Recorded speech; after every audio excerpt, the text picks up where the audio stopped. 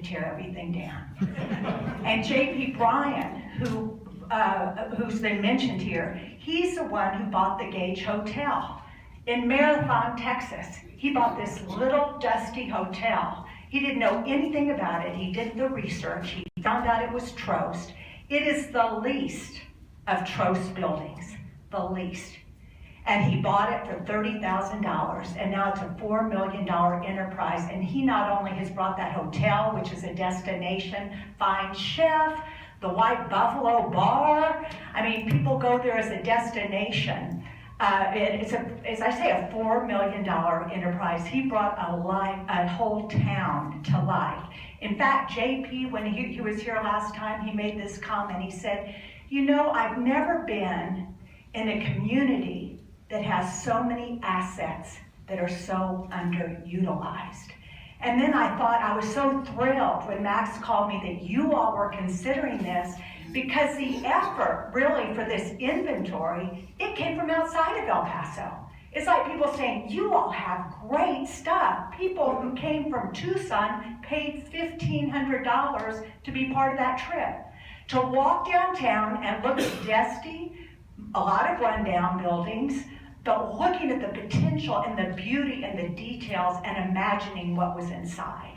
And we at the Tom Lee Institute, we're getting ready to start an ambassadors program. We have 5 student interns from UTEP. One of them just graduated, summa cum laude from the university, did a paper on Tom Lee. She'll come back next year and present it. But he lived here. He was born here. His dad was mayor. He walked these streets. He met Jose Cisneros, who worked in the White House, who watched him do his courthouse mural in the federal courthouse in 1938. He introduced him to the librarian who gave him his first show in the Carnegie Library.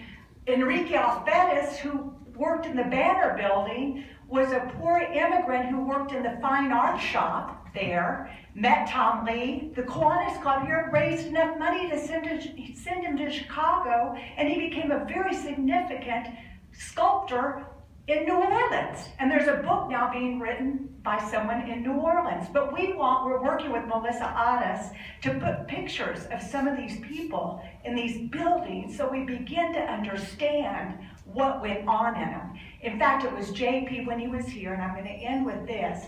He's the one who gave Melissa Adas, who had a graduate, wanted to come back here, but she was too afraid to try to do it on her own. How do you start a Trost society? I had some experience when she was young, just graduated. He funded her first year salary to start the Trost Society. So I'm grateful to the Commissioner Court as El Pasoans to say we're going to step up and recognize our assets and move ahead from here. So thank you all so much, and thank you, Commissioner Stout, for your presentation. Thank you.